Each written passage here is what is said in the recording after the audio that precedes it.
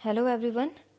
Here we have started chapter number 7 of class 8th, that is the cell.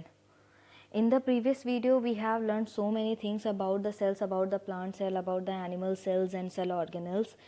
In this video we are going to study about the division of cell and its growth. ठीक है, तो यहाँ पर हम cell division और basically उसके growth के बारे में हम पढ़ेंगे. ठीक है, सो थोड़ा सा और इलेबरेट कर दिया जाएगा यहाँ पर, थोड़ा सा अगर आपके लेवल तक का. ठीक है, ताकि आपको वो चीज़ें समझ में आए अच्छे से.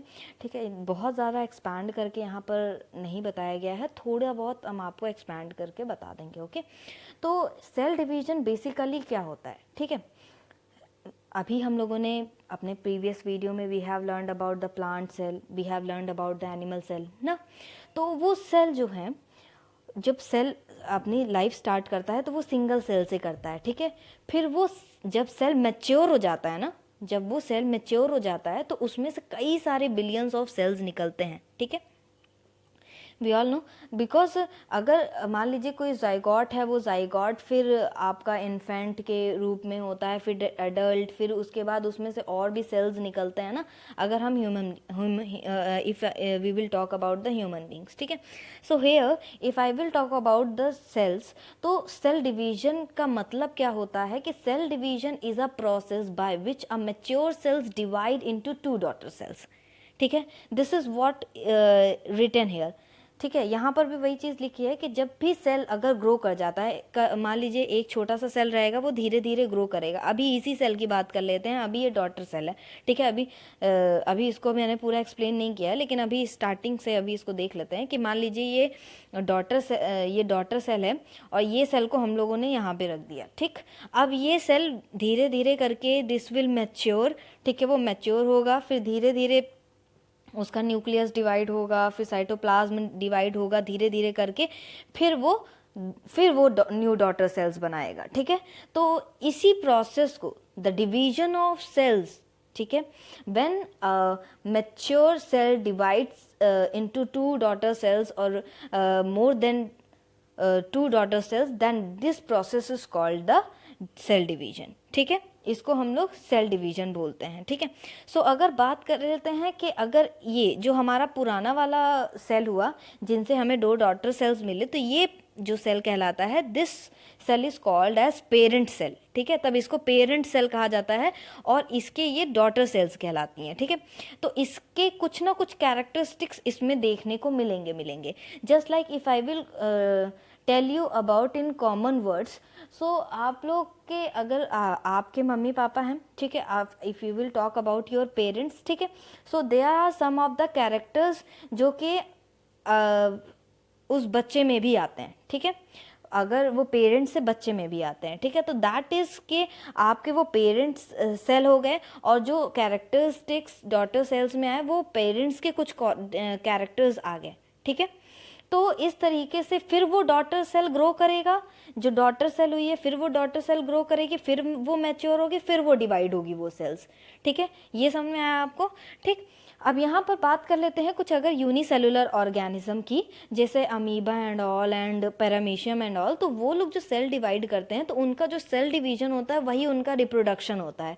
लेकिन if I will talk about the multi cellular, ठीक है, जैसे कि ह्यूमन बींग्स एंड ऑल की बात कर लें, मल्टी सेलुलर ऑर्गेनिजम्स, तो इनका जो सेल डिवीजन होता है वो ग्रोथ में भी सेल डिवीजन होगा, रिपेयर में भी एंड रीजनरेशन में भी हेल्प करता है. ठीक है, तो जो सेल डिवीजन अगर बात की जाए कि सेल डिवीजन ना हो तो फिर क्या होगा, तो जब सेल ही नहीं डिवाइड होगा तो फर्टिलाइजेशन नहीं हो पाएगा. जब फर्टिलाइजेशन नहीं हो पाएगा तो जाइगॉट नहीं बन पाएगा, जाइगॉट नहीं बन पाएगा तो बेबीज़ नहीं बन पाएंगे, और बेबीज़ फिर एडल्ट नहीं बन पाएंगे. ठीक है, तो सेल डिवीजन के बिना ये पॉसिबल नहीं है. If we will talk about कि अगर किसी को चोट लग जाती है, ठीक है, तो फिर उसमें भी यही चीज़ अप्लाई होती है कि सेल डिवीजन के बिना वुंड भी हील नहीं हो सकता है. ठीक है, बिकॉज स्किन रीजनरेट होने के लिए सेल डिवीजन का प्रोसेस होना बहुत ज़रूरी है. ठीक है, तो अब थोड़ा सा हम आप लोगों को डिटेल में सेल डिवीजन के प्रोसेस में थोड़ा सा बताएंगे बच्चों. ठीक है, जिसे आप लोगों को अच्छे से समझ में आ जाएगा. ठीक, तो अगर if I will talk about the cell division, तो सेल डिवीजन का जो प्रोसेस होता है ना, सेल डिवीजन का जो प्रोसेस होता है वो 2 फेज़ में होता है, ठीक है। वो एक होता है इंटरफेज और एक होता है माइटोटिक फेज या एम फेज, ठीक है। तो इंटरफेज के बारे में जान लेंगे, फिर पहले हम लोग फिर उसके बाद हम लोग माइटोटिक फेज के बारे में जानेंगे, ओके। तो इंटरफेज में क्या होता है कि जो सेल का वॉल्यूम होता है, ठीक है, जो सेल का वॉल्यूम होता है वो इंक्रीज करने लगता है, और उसमें जो जेनेटिक मटेरियल होता है, अभी हम लोगों ने बात किया था ना, न्यूक्लियस के अंदर में जेनेटिक मटेरियल प्रेजेंट होता है ना, तो जो जेनेटिक मटेरियल्स होते हैं वो डुप्लीकेट हो जाते हैं, फिर वो धीरे धीरे फिर वो एक सर्टेन स्टेज पे आ जाएंगे, ठीक है। फिर या आप कह सकते हो उनका एक सर्टेन साइज हो जाता है, मान लीजिए कि कोई एक सेल है वो इससे ज़्यादा बड़ा नहीं हो सकता, ठीक है, वो एक सर्टेन स्टेज पे आ गया है, या उसकी मतलब उसकी जो साइज़ है वो अब कंप्लीट हो गया है कि अब वो दूसरे प्रोसेस में जा सकता है, ठीक है। तो अब यहाँ पर भी इसी तरीके से होता है कि जब सेल का वॉल्यूम इंक्रीज करता है, ठीक है, इसमें अभी बताया कि सेल का वॉल्यूम इंक्रीज करता है और जो जेनेटिक मटेरियल होते हैं वो डुप्लीकेट हो जाते हैं, तो सर्टेन साइज के बाद, ठीक है, सर्टेन साइज के बाद ग्रो करने के बाद ये जो सेल है ना, ये जो सेल है फिर वो माइटोटिक फेज में, एम फेज में एंटर कर जाते हैं, ठीक है। ये समझ में आया आप लोग को, ठीक। फिर ये जो माइटोटिक फेज है इनमें क्या होता है, ठीक है, इनमें क्या होगा कि ये 2 डॉटर सेल्स बनेंगी, क्या बनेंगी, ये 2 डॉटर सेल्स में डिवाइड हो जाते हैं। और हम जानते हैं कि न्यूक्लियस सेल का इम्पॉर्टेंट सेल ऑर्गेनेल है ना, तो पहले वो डिवाइड करेगा। अभी यहाँ पर आप देख रहे होंगे कि पहले ये जो एक पेरेंट सेल था, ठीक है, ये पेरेंट सेल था, इसका ये देखिए पहले न्यूक्लियस डिवाइड हो रहा है, फिर इसके बाद तो पहले इसका न्यूक्लियस डिवाइड होगा, फिर इसके बाद इसके साइटोप्लाज्म अलग अलग होंगे, ठीक है। तो जब ये न्यूक्लियस डिवाइड करता है तो इसको हम लोग कैरियोकाइनेसिस बोलते हैं। क्या बोलते हैं? कैरियोकाइनेसिस। कैरियोकाइनेसिस का मतलब क्या होता है? न्यूक्लियस का डिवीजन। इसके बाद इनके साइटोप्लाज्म भी अलग होने लगेंगे, ठीक है। साइटोप्लाज्म जब अलग होने लगेंगे तो उस प्रोसेस को हम लोग बोलते हैं साइटोकाइनेसिस, ठीक है, जिसमें क्या होता है कि सेल मेम्ब्रेन में फरो फॉर्म हो जाता है। ये देखिए इस तरीके का फरो फॉर्म हो जाता है, जिससे वो जो सेल होता है वो 2 डॉटर सेल में डिवाइड हो जाता है। लेकिन if we will talk about the plant cell, ये तो हो गई हमारे एनिमल सेल की बात, ये तो सिंपली हो गया। लेकिन if we will talk about the plant cell, अगर हम लोग प्लांट सेल की बात करें तो हम लोगों ने पढ़ा था कि अब मान लीजिए कि ये सेल है और उसके पास में ये है ना, यहाँ पर देख सकते हैं आप लोग, हम लोग को ये पता है ना कि प्लांट सेल में एक और सेल वॉल होती है, that is called as cell wall ना। सेल मेम्ब्रेन होती है, फिर यहाँ सेल वॉल होती है। उसमें तो सेल मेम्ब्रेन था, ठीक है, ये बहुत ही अच्छे से प्रोसेस हो गया। लेकिन इसमें क्या होता है, यहाँ पर तो सेल वॉल होती है, तो यहाँ पर क्या होता है, क्योंकि ये बहुत ही रिजिड वॉल होती है ना, ये रिजिडिटी प्रोवाइड करती है ना हमारे प्लांट को, तो रिजिड होता है। तो इसके बाद ये सेल मेम्ब्रेन होता है। लेकिन अगर एनिमल सेल की बात करें तो एनिमल सेल में जो सेल मेम्ब्रेन होता है वो बहुत ही ज़्यादा फ्लेक्सिबल होता है। वो इस तरीके से, यहाँ पर ये सेल वॉल तो नहीं फ्लेक्सिबल होता है ना, ये तो बहुत ही रिजिड होता है, ठीक है। तो यहाँ पर क्या होता है कि पहले कैरियोकाइनेसिस कंप्लीट होता है, ठीक है, यहाँ पर भी न्यूक्लियस का डिवीजन होता है, ठीक। तो अभी बताया मैंने कि न्यूक्लियस के प्रोसेस को क्या बोलते हैं? Karyokinesis, okay.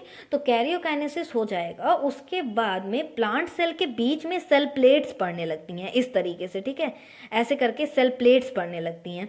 वो सेल प्लेट फिर डेवलप हो करके फिर आपका जो धीरे धीरे ये जो सेल प्लेट रहेगी वो धीरे धीरे एक्सटेंड करने लगती है और वो दो सेल वॉल बना लेती है, ठीक है। इससे क्या होता है कि फिर सेल डिवाइड हो जाता है प्लांट सेल में भी, ठीक है। तो इसमें प्लेट्स फॉर्म होती हैं, उसमें फरोज फॉर्म हो जाते हैं, ठीक है। तो ये तो प्रोसेस हो गया कि कैसे सेल डिवाइड करते हैं। वही चीज़ यहाँ पर आपके फिगर में बताई गई है जो मैंने बताया। वैसे तो जो सेल डिवीजन के टाइप्स होते हैं वो माइटोसिस और मियोसिस होता है, जो कि आप लोग हायर क्लासेस में जा कर के पढ़ेंगे। लेकिन फिर भी थोड़ा सा बता देते हैं कि माइटोसिस क्या होता है।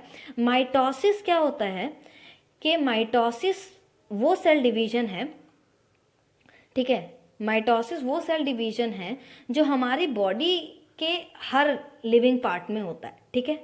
उस ग्रोथ से लेकर रीजनरेशन तक हमारी लाइफ के लिए बहुत ज़रूरी है, ठीक। लेकिन इसी जगह पे अगर बात की जाए मियोसिस की, ठीक है, किसकी बात की जाए, मियोसिस की, ठीक। तो मियोसिस एक जर्मिनल सेल्स हैं जो गैमीट्स प्रोड्यूस करते हैं, ठीक है। तो ये है इन दोनों का, थोड़ा सा मैंने ब्रीफ में बता दिया कि इन दोनों के ये दोनों जो सेल के टाइप्स हैं ये क्या हैं बेसिकली, ठीक है। इसके बारे में जो आगे आप हायर क्लासेस में ज़्यादा से ज़्यादा या डीप इन्फॉर्मेशन पढ़ेंगे, ठीक है।